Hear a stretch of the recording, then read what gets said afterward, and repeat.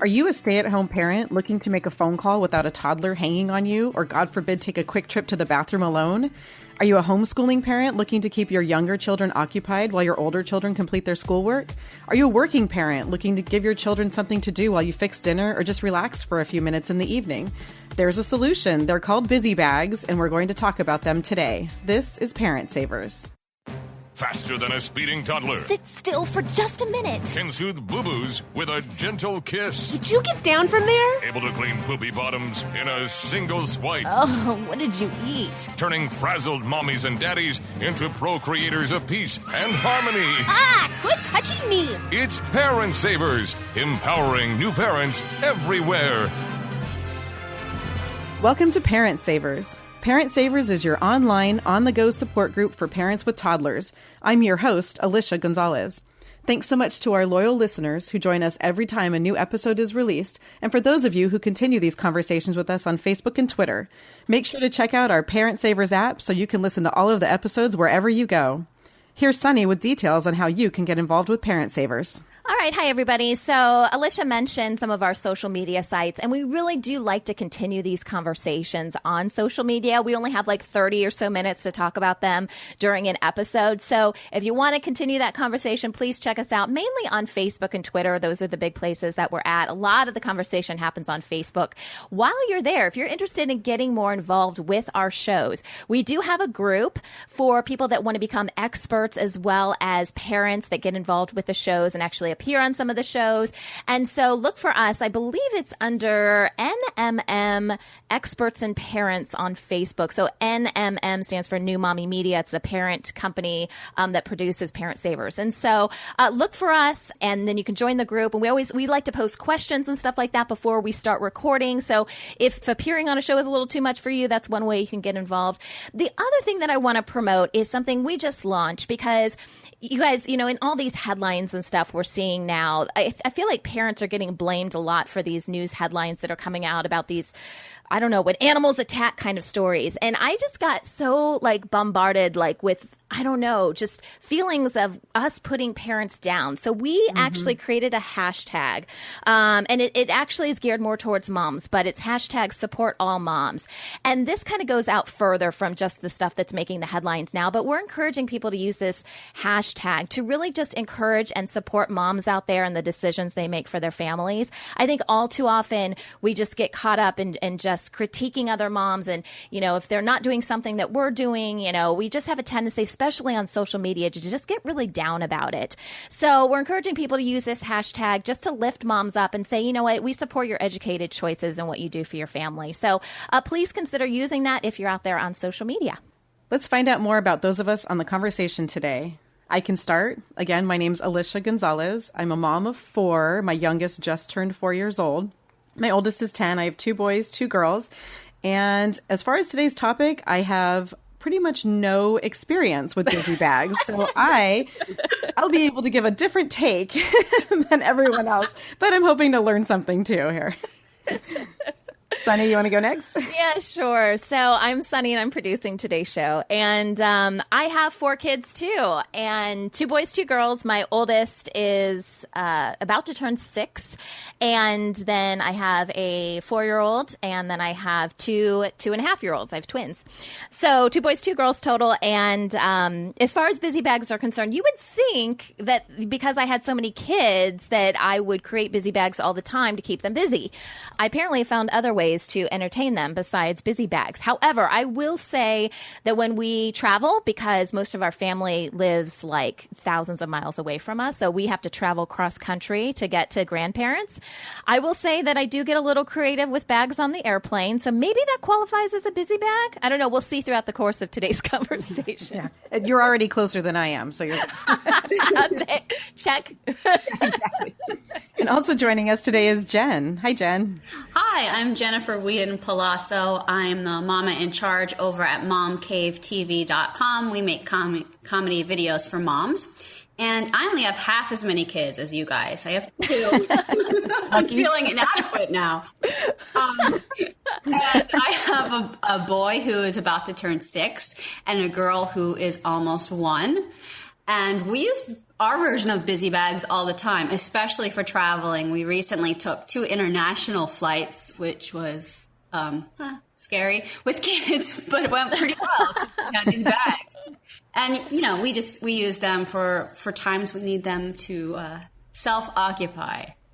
Yes. Nice. I thought it's a great idea. It's a great idea. I just never quite got to doing it on a regular basis. Now I'm like hitting myself going, that probably would have been easier than all the other hoops and hurdles I put myself through.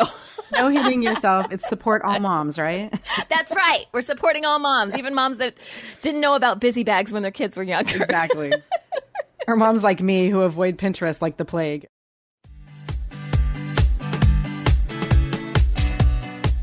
Okay, so before we kick off our conversation today on Busy Bags, we're going to talk about a news headline I found. Now, you guys know The Walking Dead. In fact, all of the moms here on the call today, we are all fans of The Walking Dead. Yes. We've admitted that. It's kind of one of my guilty pleasures. I know I probably shouldn't watch it, but I do. And I found this headline that, honestly, it's like a car accident. You can't look away from it. So there is a photography business. It's New Jersey-based. It's called Mother Hubbard Photography. It says it specializes in outdoor sessions, but does include a lot of kid-type sessions like first birthday, family, children, maternity, engagements, holiday pictures. So this photography company did a session where they mimicked big scenes from The Walking Dead using children. Okay? Now, you know how violent that show is, right? I mean, that's why it's on super late at night, and, there's all these warnings before it and all that kind of stuff. I mean, you're talking with some real gory type material here. And if you look at these photos, I have to post this to Facebook. Seriously, this is crazy. Some of the scenes that they have redone are like, I'm looking at a picture now with a little kid. I think, is that supposed to be Carol? The character Carol has a gun to another kid's head. And this is a scene from the show. They reenacted that. I see another one with that super famous last scene it was a cliffhanger from this last season. What was the last season? You guys remember season what? Oh my gosh, I don't know. 25? Well, it's with them all in a line, all the main characters in a line, and Negan, that Negan character, how they introduced Negan. And he has that famous bat, whatever he calls it, bat. I can't remember. And he's getting ready to kill someone. You don't know who he's going to kill. We know that he killed a main character, and we're kind of on the cliffhanger right now. So anyways, these horrible, horrible scenes really, from the show have been reenacted with kids. And I just wanted to get everyone's take on it. I mean, we're all fans of the show. Obviously, this is going to cause a lot of commotion, right? Is it a bad thing? Is it something? I mean, it does say, now we have to say, it has kind of a disclaimer here. None of the kids were hurt. I love the disclaimer. They were all laughing during the whole thing. Like, they played it off as if, it was okay. But is there an underlying message here? I mean, there's a picture of a bunch of dead, quote unquote, they're not really dead, but like they're playing dead kids in a pile, just acting like dead zombies. Like, is that okay? Alicia, what do you think? I'm willing to bet these kids had a blast doing this. My problem with this, when I see the pictures, when I first saw the pictures, my stomach turned. And thinking about it now, I think it's because I know the scene and the situation and the story behind it and all of that all of the emotion behind, like what you were talking about, the scene with Negan and the scene with Carol and Lizzie. And so when I see it, I remember all of that. And I remember how powerful those scenes were when I watched them. And so seeing this, it's hard to take it out of that context where these kids hopefully have not watched the show and don't know all of that. And it's just more like a fun photo shoot for them. So yeah, when I first saw it, I was like, "Oh, I can't even look at this." but and so these are toddler age. I don't know if we said that. Yes. These are toddlers. There's no like infant babies in this, right? But I don't know, is that even worse because they can remember this stuff and they may have a better understanding of what's going on. Jen, what do you think? I'm horrified, and I'm not easily horrified. I love this show. I am not the kind of person that doesn't want to watch violence or gore or anything like that. But to see kids in these scenes is just it seems like somebody just had the idea of like, what's the most shocking thing I can do? I'm going to put kids in zombies. And I don't know how much the kids understood about what they were doing, but they had to understand something. If I don't like the ones holding a gun to another child's head. And well, the one with Negan and all the kids, there's like, he's actually hitting someone with the bat, and there's like, I wonder if that's a special effect. Yeah, I'm sure it is. But I mean, they're actually doing the violent part of that scene. Right. But even the idea of like, did they say to the kids, this has to do with zombies? Because should a toddler know the word zombies and what that means? Like, even that to me is, I don't want to explain to my kid what zombies are. They're afraid of the witch and the Wizard of Oz. Like, although it does say that all of the zombie makeup was edited in after. Yeah, I just read that. Didn't even have makeup on. So they just, I guess to them, they were just laying around in a pile. I don't know. Yes. But do you know what's kind of also terrifying about this? And, you know, God forbid, there are crazy people on the internet that enjoy seeing things that they shouldn't see. And people might like this because for some reason they get off on seeing kids being hurt, or, you know, that scares me. I wouldn't put my kid in these pictures. No way. Well, and the one shot with Carol and Lizzie here, she is truly holding a fake gun. Like, some of this isn't just photoshopped in. And even if it was, other kids out there are probably, you know, if we post this, you know, or if someone goes to this website that I'm on right now looking at these photos, how hard would it be for one of my kids to come up and see one of these images and somehow in their brain be like, oh, well, she's holding a gun. I guess I can hold a gun. Like, I think there's an underlying issue here. I mean, it's all kind of fun and games until someone gets hurt, but I feel like this is just putting images in our kids' heads that it's normalizing it. That's my scare in all this is, are we normalizing violence by showing this? I know my almost 6-year-old, he's 5 now, but he'll be 6 soon. We were on a Disney cruise, no joke, like a year ago, and he knew nothing about zombies before we went on a Disney cruise. He comes out of being in one of those Disney like fun, I don't know, things for kids that they go and do. He comes back out and is telling me all about zombies. I'm like, how do you know about zombies? And he's like, oh, I was playing a video game in there. I was killing zombies. Oh my God. On the I'm like, you've got to be kidding me. And now he knows what a zombie is. And now he goes around with his arms out in front of him going, ooh. And it's not because of me watching Walking Dead, I swear. I do it late at night when everyone's asleep. I have to say, I'm guilty, Sunny, because an hour with my 4 and 6-year-old and your son would have known even more about zombies. My kids are like, but I mean, well, my husband's obsessed with anything zombie, and so my kids are like encyclopedias about zombies, which I never thought about until you just started talking about it. So maybe I should address that. I know. Well, and there's honestly on cartoons and stuff, there's funny zombies. They don't all have to be gross. What we're talking about here, this isn't funny zombie stuff. This is real gore, even if it was photoshopped in at a later time. So, yeah, this is definitely going to cause some commotion. You guys could tell we had plenty to say about it in our conversation here. But I'll post the link. Make sure your kids aren't around if you're going to look at it. And let us know what you think.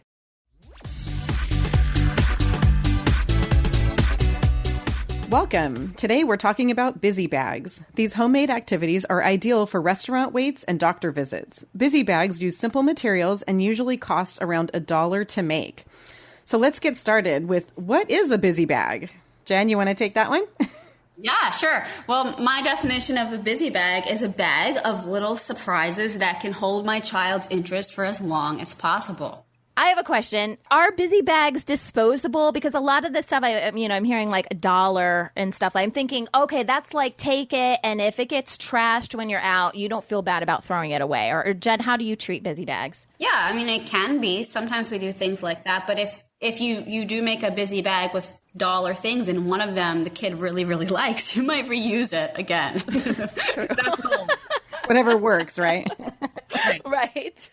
So when you create your busy bags, do you create them with common themes? I know like I said, I have no experience with this, but when I was looking it up and researching it, it looked like there was a lot of themes. There was like a sewing bag or an under the sea bag, those kind of things. So what's your experience with that? If I were more together, I would totally do that. It sounds like a great idea. Just picture Pinterest moms, I'm telling you. Genius. Yeah. I know it is. Yeah, no, you see a bunch of stuff, especially on Pinterest. I'm looking through here now, and it looks like there's ones that can focus on the alphabet. So if you're really trying to get your kids to, learn their letters, you can do something like a whole tracing bag with just alphabet stuff. There's like a Duplo building bag, busy bag I see here, a rainbow. Oh my gosh, they've got pretty much everything that, you can think of. But I guess it kind of depends on what interests your kids have. I know like my 4-year-old, he loves dinosaurs. I'm sure if I created a busy bag full of different type of I'm thinking like dinosaur stencils and stuff like that, even if they're like made of paper, so more the throwaway kind of things, I think you'd really be into that. And my kids love Legos, but what kids don't love Legos, right? I think it would be a great idea for traveling. If you wherever you're going at the destination, if you made that the theme of the bag. Oh, I like that. That's really yeah. good. I love it that Sunny brings up the dinosaur busy bag, and the first thing I picture is grabbing a handful of their little dinosaurs and throwing it in a Ziploc bag. They're like stencils and paper, and I'm like, oh, whoops, I wasn't there. Hey, you know what? I mean, that's more of my idea of a busy bag, especially if we're traveling. Like what you would things to keep your kids busy on an airplane. We've kind of talked about that earlier, but that's what I do. My kids have their own little bags, and it's not like a throwaway bag. It's like a cloth bag, more like a little backpack kind of thing. Right. And so I don't know if that's technically a busy bag. I kind of feel like that's a bag just to keep them entertained, but that's kind of the definition of a busy bag. But those don't follow any themes for me. That is, what are your favorite toys? You can bring 5 of them. And as long as you can fit in that bag and that bag goes on your back and you're carrying it yourself, I'm good. Exactly. I know, and you mentioned the alphabet. I tend to, when my kids were younger, and still today, I tend to buy like the, I guess they're like flashcards. So I have alphabet flashcards, I have addition, subtraction, multiplication, and I keep those in the car so that if we end up going to a restaurant, I can grab those because it's like crayons melt in the car, so I can't keep those. And so I just grab the flashcards. I have baby animals, they love, my kids are into zoos and animals and stuff. And so even though I don't have like a bag put together, I do always have something with me that I can give them to keep them occupied if I need to. That's a great idea. I wonder how long, and this totally depends on the kid, but Jen, maybe you can weigh in on this. When you create busy bags, how long does it actually keep your kids busy That's what I was wondering. Yeah, I She mean, said a really plane ride. It's such a crapshoot because it could be 5 minutes, or that you could hit on something they really like, and then it could, be a long time. But Sunny, you had mentioned putting in their favorite toys into the bag, and I go with the opposite tact. I try to get something that they've never seen, so that has that novelty. So maybe it'll keep them occupied for longer. Oh, that's a great idea. Well, that's true. Yeah, there's a whole discovery factor there, that could keep them interested, for sure. Jen, how long does it take you typically to put together a busy bag? Do you make a bunch at once? Do you make them kind of one at a time as you think of them? Yeah, I usually make it one at a time. And sometimes I'll just, as I'm doing my regular routine, where I'm stopping at the store or whatever, if I see something that might be good for a busy bag, I'll pick it up and then just have it. I have like a little area where they don't know where they are, the hidden toy area. And I'll like the bottom of the toy box. Oh my gosh, that's where I'd be making my busy bags from now that I think about it. Just dig to the bottom of the toy box and we've got it. They've totally forgotten about those toys. Right. If it's something that you find and just kind of have an area where you just throw stuff in as you find it. And then when it's time to make a busy bag, you'll have a bunch of things there already. Oh, that's perfect. I'm scrolling through all this stuff online, these different ideas. And some of these are really cool, you guys. It would cost like $0 practically to do it. Like I just saw a pasta pictures busy bag. So think of like the very colorful kind of pasta pieces and they're different shapes. And you got like the spirals and then the round stuff. And then you just include some pieces of white paper in there. You put it in a Ziploc bag. You got to have some glue or something like that, obviously. And then they can make pictures using pasta. That right there is a busy bag. And obviously they can use their creativity and design whatever they want.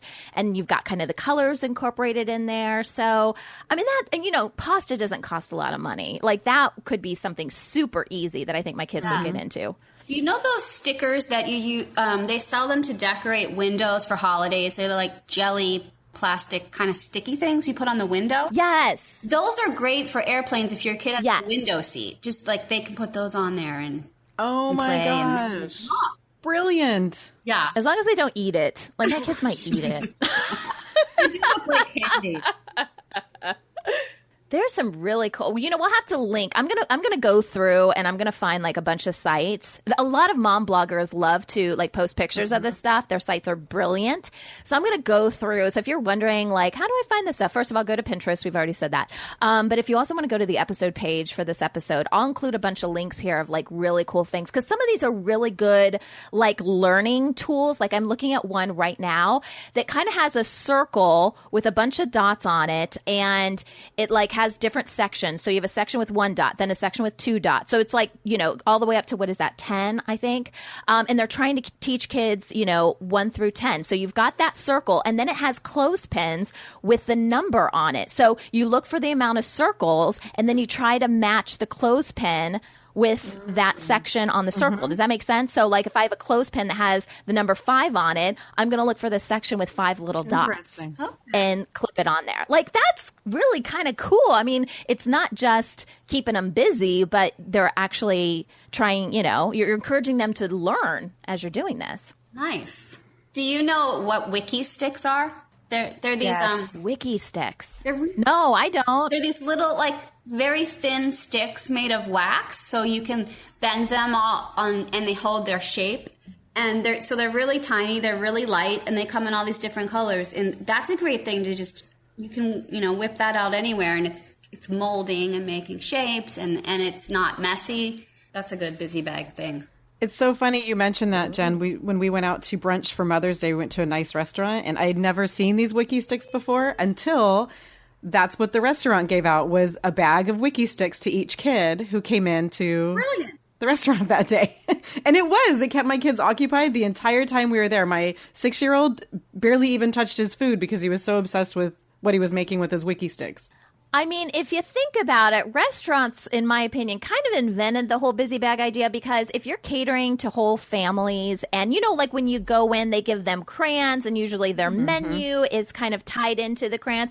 That's kind of what we're talking about when we're taking it a step further. But how long have restaurants been doing this? And what is it? It's a way to keep your kids busy so they're not focused on when is the food going to, be coming out? When is the food going to be ready? Or why aren't you guys done being around when yet? I was a kid? That's for sure. So. It's definitely something. No, we just had to be patient.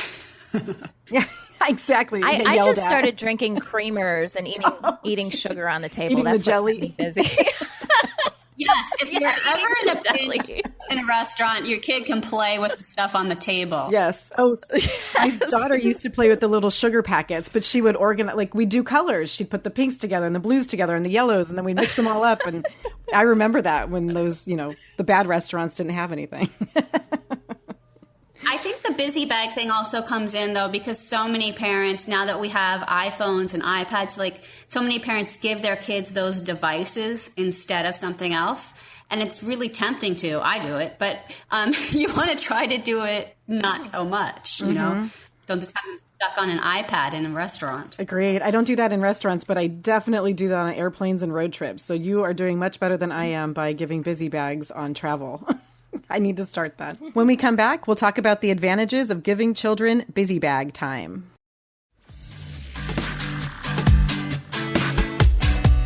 Welcome back. Today we're talking about busy bags, ready-to-go activities for your toddler or preschooler.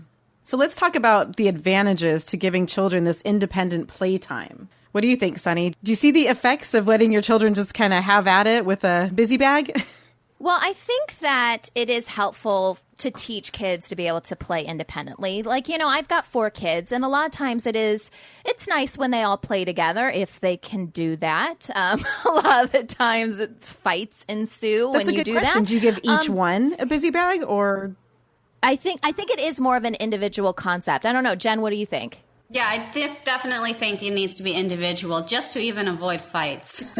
Yes. Well, what I was thinking too is they could, my kids might view this as just like a little personal present from mom to them, like, oh yeah, I love dinosaurs, mom. Thank you for getting me this dinosaur bag, So I think that there's a lot of benefit in working individually like that. And to what we were talking about earlier, I think it could reduce the amount of fighting that I have to deal with if they're all playing together.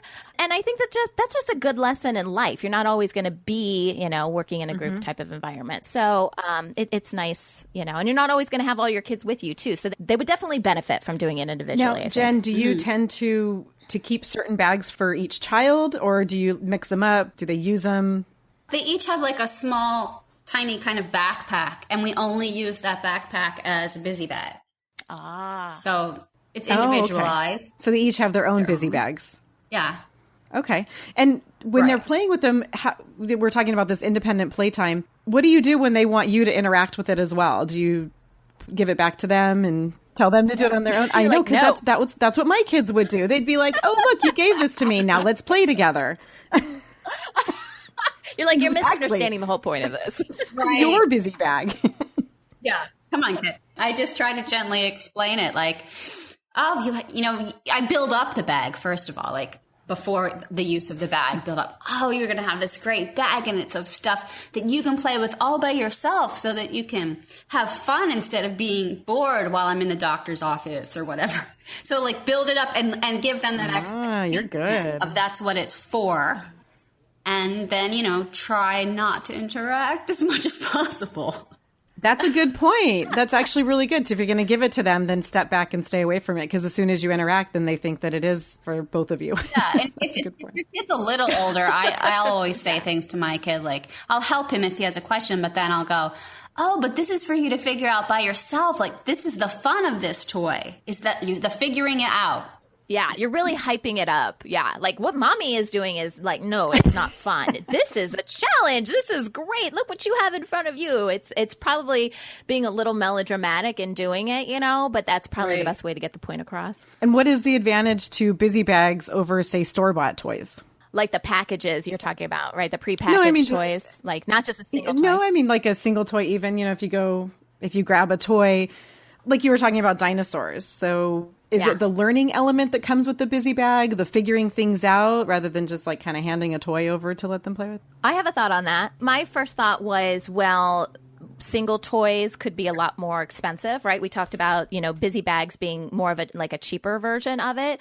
And as a result, I think that it would get really costly and where would you keep like all these kind of toys and stuff like that if you just kept getting them toys and spoiling them in that regard, right? I like the idea of something being temporary because in my house, I don't want a bunch of stuff piling up, like I said, like they don't need tons of toys. Like that's just more crap for me to pick up, right? So if these busy bags are something that's temporary, we're talking about temporary items you find at craft stores, right? I'm thinking like popsicle sticks and paper and like that pasta idea that I had. Like you throw that away afterward, big deal, not a huge issue.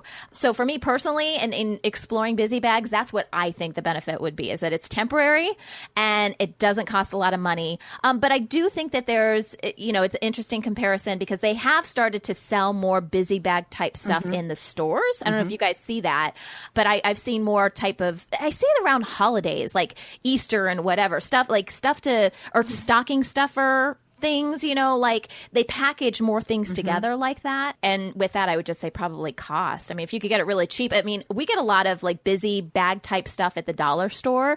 So if you can make it work that way, obviously you can stay within a budget. That's a good point because like you said, it's disposable. So if it gets broken, you can toss it without being out a bunch of money. Yeah. And also kids forget things everywhere. Yes. And so you wouldn't be upset or they wouldn't be upset about forgetting it, and you don't have to go back and try and find it and all of that. That's a great point. If it breaks, you're not stressed out as a parent. Like if my kid breaks a $10 toy, I'm going to be a little upset, I'm going to be trying to like glue this thing back together, right? If they break a $2 busy bag, I'm like, eh. And, kids change their minds about what they like on a minute-to-minute basis. So I like the idea of busy bags and, different types of themes just to keep up with their crazy mind and how their mind works and what they're interested in at that very second. Now, one thing I found interesting when I was looking up this information about busy bags is people suggesting to give them as birthday presents. And I thought that's kind of a cool idea, especially to someone who hasn't been introduced to them. So you put a few together and make it a birthday present. Have you ever considered doing that, Jen? I never have, but I think that's a great idea. For other kids? Yeah, because it's a present to the parent as well. Yeah. I was just going to say it's a present to the parents. Especially for little kids, who they open up a present and then there's like 5 presents in there. You got 5 busy bags. Right. And so they see 5 different presents. And it does show it's something, I think it's also, a busy bag can have some sort of individuality and like the present is more thoughtful. You didn't just pick up something at Target. You made them something. Even if it only cost a few dollars from the dollar store, you put thought into it. Oh, that's a great point. Yes. And parents love that too, in addition to keeping their kids busy for them. So there's another idea. So what I did when I knew we were doing this topic is I posted some stuff to Facebook to get everyone's input who has done busy bags in the past. And there's an idea that Marie submitted that I just think is fantastic. And she says, we had a busy bag party where each mom brought 6 or 7 of the same bag to share. And then we all got to leave with 6 or 7 different bags without having to make them all ourselves and get all the supplies. Isn't that smart? I love that idea. Exchanges during the Christmas time. Yes, that's a really good idea because to buy the materials in bulk is really cheap, but to buy them for 7 different types of bags could get a little pricey. So if you're just buying one type and putting it all together and then switching them out, that's brilliant. I love this. And then, so other people were commenting too, because my question was, hey, do you have any tips on making these bags? And a lot of people just commented on different materials they like to use. So some of the things they mentioned were pipe cleaners, aluminum foil, Gatorade bottles, and rocks. Although if you need it to be quiet, I don't know if that is going to be really helpful. I think they're thinking of like kind of a makeshift kind of rattle kind of thing that, they can just shake, but that may drive you crazy as a parent. Beeswax, small dry erase boards, string games, knitting, stickers, stacking blocks, Fruit Loop necklaces. That's cool. I know my kids would love to, or Cheerios, Fruit Loops or Cheerios, rocks and Tupperware. So there's a common theme there. Erasing, coloring pads. Yeah, so those are some of the ideas of simple things. Again, you can buy all that stuff at a dollar store. Definitely. Thanks so much, everyone, for the conversation, and to everyone listening for joining us today. For more information, or if you want to learn more about this topic, visit our website at newmommymedia.com. This conversation continues for members of our Parent Savers Club. For more information about the Parent Savers Club, visit the members portion of our website.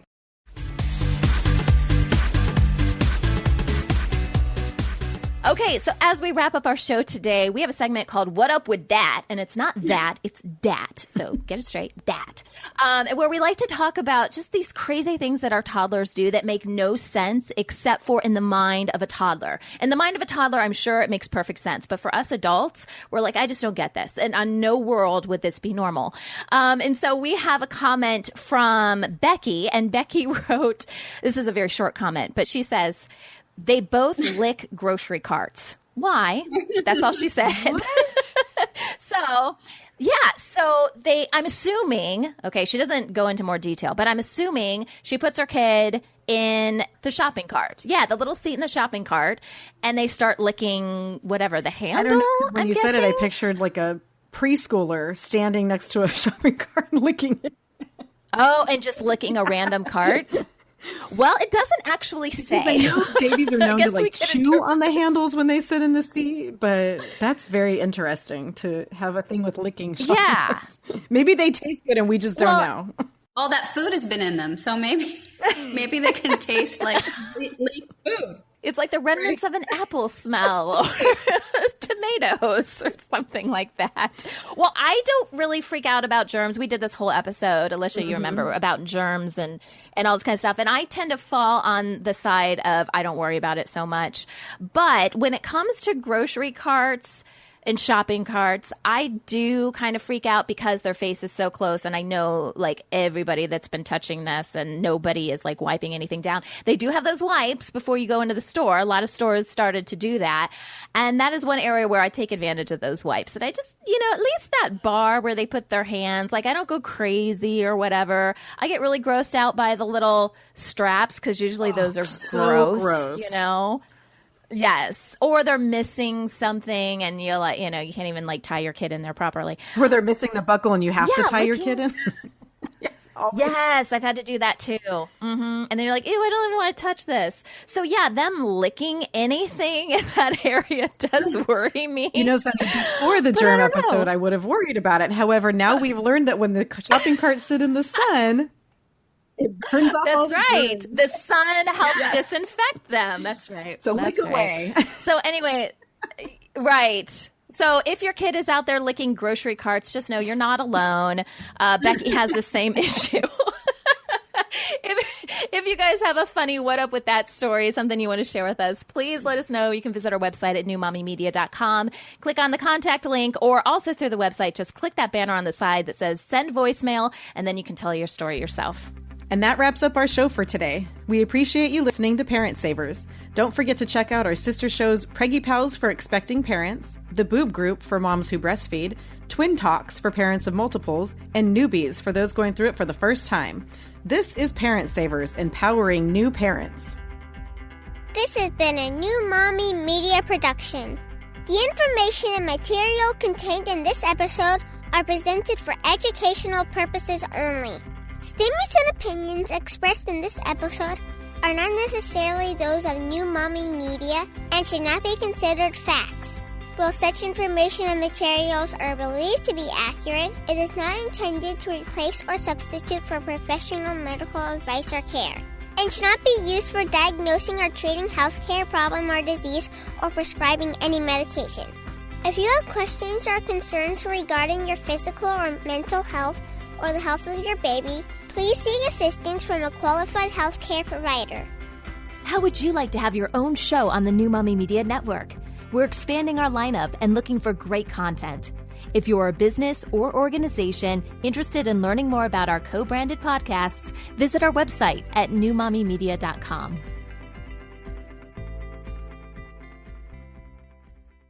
Hey, mamas. Don't forget to check out Mighty Moms. It's our online community built for new moms just like you. Not only can you connect with other moms, but you can also join us backstage for special mom-only online events. And you'll also be notified when we're recording so you can join us as a special guest. Visit our website, newmommymedia.com, and click on the Mighty Moms banner. It's free. That's newmommymedia.com.